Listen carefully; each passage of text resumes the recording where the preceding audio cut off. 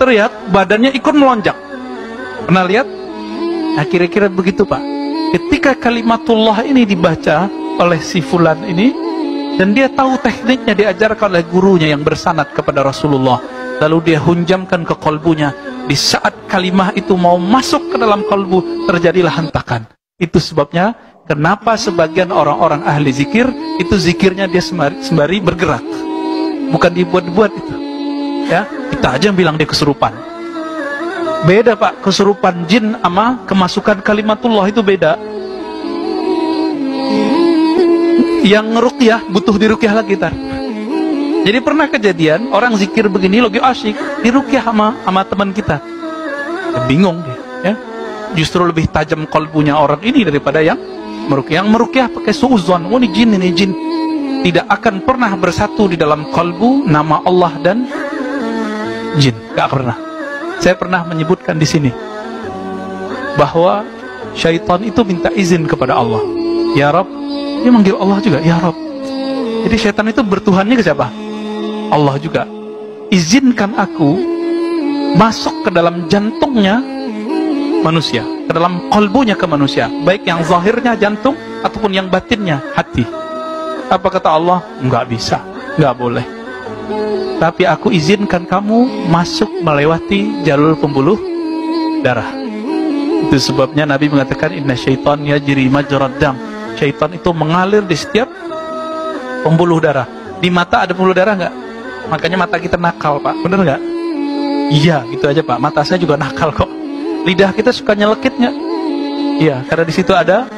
Ya, telinga kita senang denger yang jorok-jorok nggak? Ngaku aja, Pak. Iya. Kalau ngelihat orang tengkar seneng nggak? Seneng. Oh, antum kan suka ngelihat beda berita, perang berita. Ya udah naik dikit. Kalau dulu perangnya perang fisik, adu ayam, sekarang adu orang, adu opini. Itu hobi.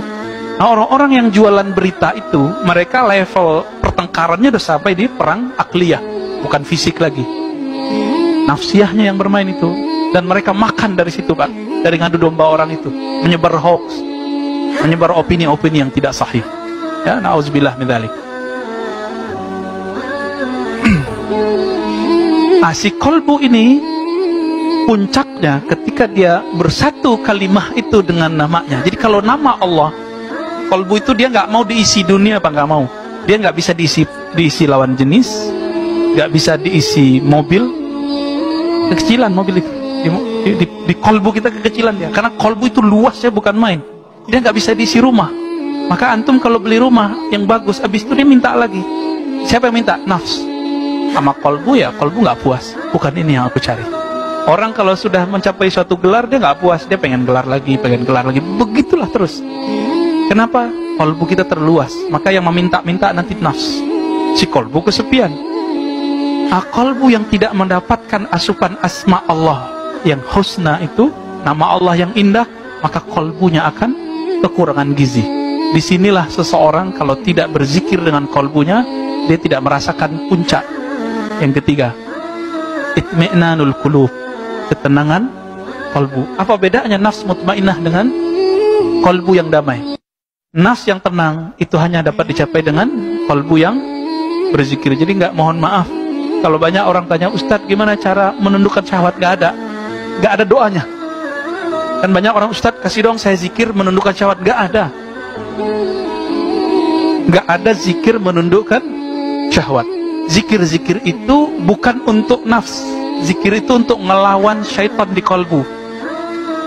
Jadi kolbu kita setiap kali lepas dari zikrullah, maka belalainya syaitan masuk ke dalam. Berarti zikir hanya untuk melawan nafs, urus sendiri. Latih puasa, latih bangun malam, latih tidak banyak ngomong, latih sendiri. Jangan salahin syaitan kalau maksiat, ya.